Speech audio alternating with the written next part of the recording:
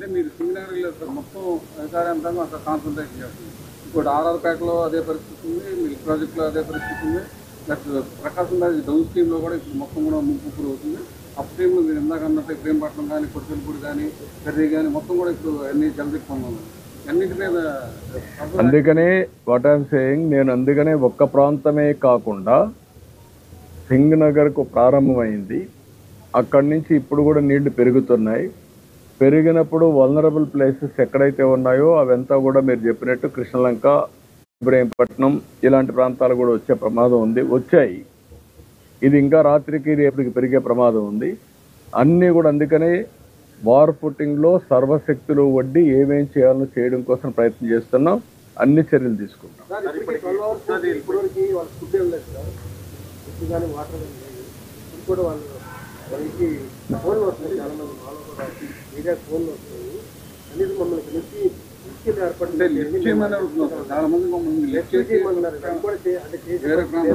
అంటే ఇప్పుడు నేను ఏమంటానంటే రాత్రికి అందరినీ తీసుకురావాలంటే ఒక 1000 మందిని 2000 మంది తీసుకురాగలుగుతాం, లేకుంటే ఒక 3000 4000 2,76,000 మేము తేలేం. ముందు మనం చేయాల్సింది ఏంటంటే అందరికీ కొన్ని సదుపాయాలు అరేంజ్ చేస్తే ఫస్ట్ ఫ్లోర్లో సెకండ్ ఫ్లోర్లో వాళ్ళు ఉంటే రేపు మార్నింగ్ నుంచి ఈ హెలికాప్టర్స్ ఇవన్నీ వచ్చిన తర్వాత ఇప్పుడు కూడా ఎవరైనా అత్యవసరంగా రావాల్సిన చిన్నపిల్లలు, ముసలి వాళ్ళు, లేకుంటే అనారోగ్యంగా ఉండే వాళ్ళని తీసుకొద్దాం. రేపటి నుంచి ఇక్కడ అన్నీ ప్లాన్ చేసి చేస్తాం. ఇప్పటికే 90 దాకా చేశాం. ఇంకా ఎన్ని కావాలనో విజయవాడలో అన్ని హోటల్స్ కానీ, కమ్యూనిటీ హాల్స్ కానీ, కళ్యాణ మండపాలు కానీ మొత్తం తీసుకుంటాం. అన్నీ తీసుకొని అక్కడ భోజనం పెట్టడం కానీ ఇవన్నీ ఎక్కడ ఏమాత్రం లోటు లేకుండా చేసే బాధ్యత తీసుకుంటాం. ఎన్ని పునరావాస కేంద్రాలు కావాలన్నా అన్నీ పెడతాం. No limitation for that.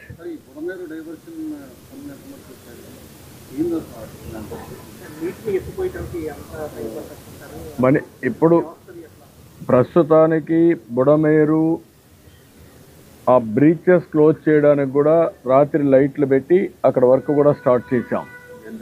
Generator పెట్టాం, లైట్లు పెట్టాం. అవి ఆ బ్రీచ్ని ఏ విధంగా క్లోజ్ చేయాలనో రోడ్డు అవన్నీ యాక్సెస్ పెట్టి అవన్నీ చేయడానికి కోసం ప్రయత్నం చేస్తున్నాం. అది కూడా క్లారిటీ వస్తుంది. ఒక పక్క బుడమేరుని బ్రీచ్ క్లోజ్ చేయడం, పైన నుంచి వచ్చే వాటరు ఇంకొన్ని ప్రాంతాలకు స్ప్రెడ్ అయింది. ఇప్పుడు ఈ నీళ్లు బ్యాక్ కొట్టే కొద్దికి ఇబ్రహీంపట్నంకి వెళ్ళాయి. ఇక్కడ కట్టినటువంటి వాల్ ఏదైతే ఉందో ఆ వాల్ కూడా స్వీప్ చేసి వచ్చి కృష్ణలంకకు వచ్చే పరిస్థితికి వచ్చాయి. ఇవన్నీ కూడా టెక్నికల్గా అనలైజ్ చేసుకొని ఇవన్నీ పునరావృతం కాకుండా ఉండాలంటే ఏం చేయాలనో అవన్నీ భవిష్యత్తుకు తయారు చేసుకుంటాం. కానీ ఫస్ట్ మేము చేయాల్సింది ప్రజల్ని కాపాడడం, వాళ్ళ భద్రతకు భరోసా ఇవ్వడం, వాళ్ళకి ఇమ్మీడియట్గా రిలీఫ్ ఇవ్వడం, వాళ్ళని సేఫ్ ప్లేస్లో తీసుకురావడం, వాళ్ళకి జరిగిన నష్టాన్ని భర్తీ చేయడం, ఇవి ప్రధాన లక్ష్యాలు. ఖమ్మం కావచ్చు, నల్గొండ నుంచి కూడా భారీగా వరద వస్తుంది. ఆ జిల్లా యంత్రాంగంతో కూడా మన కోఆర్డినేట్ చేస్తుంది. అంటే మనకి ఎక్కడికక్కడ నీళ్లు ఎంత వస్తున్నాయో వచ్చేస్తున్నాయి. వాళ్ళు అక్కడ నీళ్లు నిలిపే పరిస్థితులు లేరు. ఎక్కడైతే వర్షం పడిందో ఆ వర్షం అంతా మున్నేరుకు వస్తుంది, లేకపోతే ఇక్కడికి వచ్చే కొద్దికి బుడమేరుకు వచ్చేస్తుంది. అవన్నీ వచ్చేస్తాయి. వచ్చినప్పుడు దాన్ని మనం కూడా శ్రీశైలం, నాగార్జునసాగర్, పులిచింతల ఏమాత్రమైనా హోల్డ్ చేయగలిగితే అవి కూడా ఆలోచిస్తున్నాం. నేను మధ్యాహ్నం కూడా మీకు చెప్పాను, పులిచింతల నుంచి 6 గంటలు ఇక్కడ రావడానికి పడుతుంది. పులిచింతల్లో కొంత వాటర్ కట్ చేసాం. అక్కడ ఇంపౌండ్ చేయగలిగినంత వరకు అక్కడ ఇంపౌండ్ చేస్తున్నాం. కానీ అక్కడ కూడా ఇంపౌండ్ చేయలేనప్పుడు ఆ వాటర్ కంపల్సరీ రావాల్సి వస్తుంది. అదే మరి ఇంటర్మీడియట్ వచ్చేటివన్నీ కూడా మున్నేరు, బుడమేరు ఇవన్నీ కూడా వచ్చే పరిస్థితి వస్తున్నాయి. ఇవన్నీ రాత్రికి మాకు క్లారిటీ వస్తుంది. తగ్గుతుందా ఇంకా పెరుగుతుందా అవర్లీ చూస్తున్నాం. అవర్లీ మీరు చూస్తే 8 o'clock 9,40,000 క్యూసెక్స్ ఉంది. అదే మరిగా ఈరోజు 8 గంటలకు అది ఉంటే 9 గంటలకు 9,72,000 పెరిగింది. అంటే దగ్గర 32,000 క్యూసెక్స్ ఆఫ్ వాటర్ పెరిగింది. సో ఇవన్నీ ఉన్నాయి, అన్నీ మానిటర్ చేస్తున్నాం. క్లోజ్గా మానిటర్ చేసి ఎన్ని విధాల ప్రయత్నం చేయాలో అన్ని విధాల ప్రయత్నం చేసి water regulation, flood management, rescue, relief and rehabilitation మొత్తం కూడా ప్లాన్ చేస్తాం. చిత్తూరు జిల్లా లంక గ్రామాలకు కూడా వరద నీరు చేరి అక్కడ కూడా రాష్ట్రంలోనే ఉన్నాయి. ఆ ప్రాబ్లమ్స్ కూడా వస్తున్నాయి. దానికి కూడా అందుకే రేపు హెలికాప్టర్స్ అన్నీ వస్తే ఎక్కడెక్కడ అవసరమో డిప్లాయ్ చేసుకుంటాం. వాళ్ళకు కూడా ఏమేం చేయాలి అన్ని వర్కౌట్ చేస్తాం. డెఫినెట్గా అడుగుతాం. రేపు ఎన్ని అయిన తర్వాత ఫస్ట్ వాళ్ళకి ఇన్ఫర్మేషన్ ఇచ్చాం, ఒక లెటర్ పంపిస్తాం, జాతీయ విపత్తుగా డిక్లేర్ చేసి రాష్ట్రాన్ని ఆదుకోమని కూడా కోరుతాం. అది రేపు పంపిస్తాం.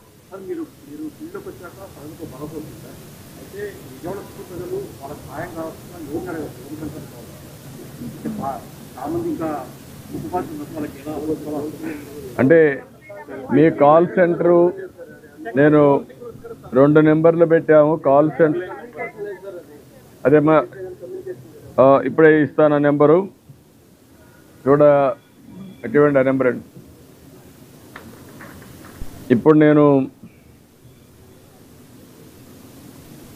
కమాండ్ కంట్రోల్ నెంబర్ 112 లేకపోతే 107 ఈ నెంబర్కి కాల్ చేయండి. 112-107 ఇక్కడ నెంబర్ ఆఫ్ కాలర్స్ని పెట్టాం, నెంబర్ ఆఫ్ లైన్స్ పెట్టాం. ఇక్కడ ముందు ఇచ్చిన నెంబరు ఓన్లీ 1 నెంబర్ ఉంది, ఇది కలెక్టరేటివ్. ఇది కంట్రోల్ రూమ్ పెట్టి అక్కడ ఎవరు చేసినా అవన్నీ కన్సాలిడేట్ అవుతాయి. నేను కూడా అందరికి ఐబీఆర్ఎస్ ఇస్తాను. నా పేరుతో ఇది అవుతాను ఒక ఐబీఆర్ఎస్ తీసి నేను కూడా పంపిస్తున్నా.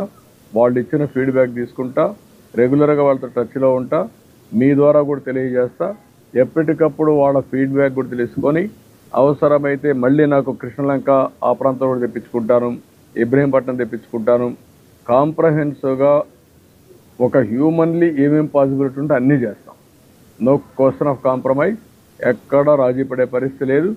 ఈ అవసరమైతే 3-4 రోజులు మేలుకుంటాం, రాత్రి మగుళ్ళు పనిచేస్తాం. ప్రతి ఒక్కరికి న్యాయం జరిగిన తర్వాత ఇక్కడి నుంచి బయలుదేరాం. ఇప్పుడే వెళ్తాను.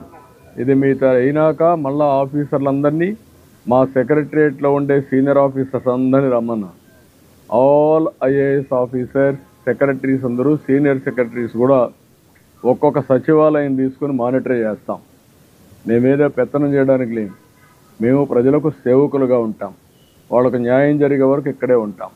లాస్ట్ టైం కూడా నేను హరికేన్ తుఫాన్ వచ్చినప్పుడు రాజమండ్రిని ఆర్డీఓ ఆఫీస్ని సెక్రటరీగా చేసుకొని 10 రోజులు అక్కడే ఉన్నా నేను. అదే మరిగా విశాఖపట్నంలో కలెక్టరేట్ని సెక్రటరీగా చేసుకొని అక్కడే ఉన్నా. కష్టాలు వచ్చినప్పుడు ఏమాత్రం కూడా అజాగ్రత్త వహించకుండా పూర్తిగా బాధ్యత తీసుకొని పనిచేస్తాం, అన్నీ సెట్ చేస్తాం.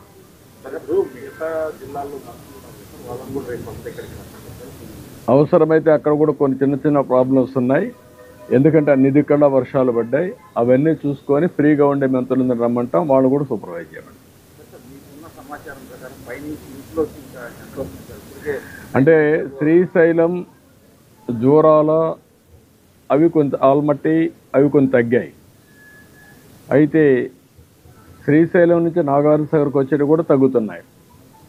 నాగార్జున సాగర్ మళ్ళా పులిచింతల నుంచి కిందికి వచ్చే డౌన్ స్ట్రీమ్లో ఎక్కువ వస్తున్నాయి.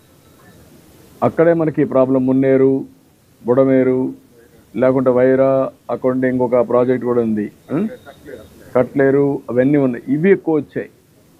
అది కూడా నిన్న పడిన వర్షం శ్రీకాకుళంలో, కళింగపట్నంలో క్రాస్ అయినా అక్కడ వర్షం పడకుండా నేరుగా డైరెక్షన్ మొత్తం నల్గొండ, ఖమ్మానికి వెళ్ళిపోయింది. అక్కడ పడిన వర్షపు నీరుని ఇక్కడికి వచ్చాయి. మళ్ళా మొన్నే అతలాకుతలం చేసింది గుంటూరు, కృష్ణా జిల్లాని. ఇప్పుడు అదనంగా పైన పడ్డాయి. అప్పుడు మొత్తం ఈ యొక్క క్యాచ్మెంట్ ఏరియాలో ఈ ప్రాంతంలో పడి మొత్తం దెబ్బతిన్నాం. పైన పడే కొందికి ఆ నీళ్ళు కూడా కిందికి వచ్చాయి. 2 విధాలు.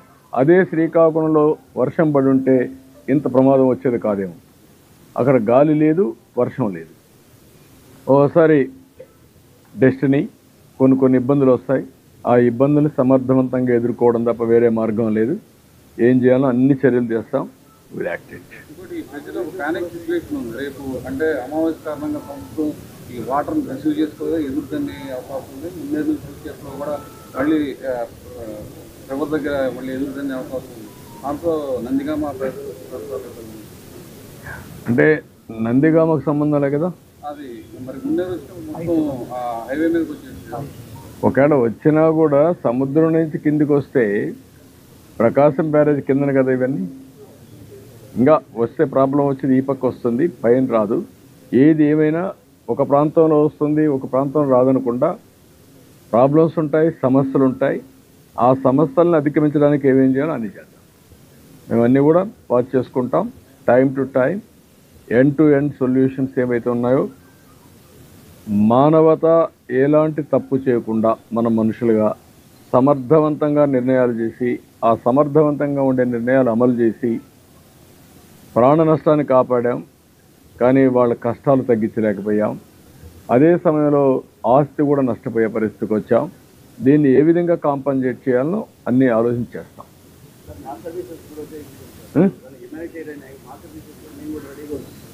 అందరం కలిసి చేయాల్సిన అవసరం ఉంది.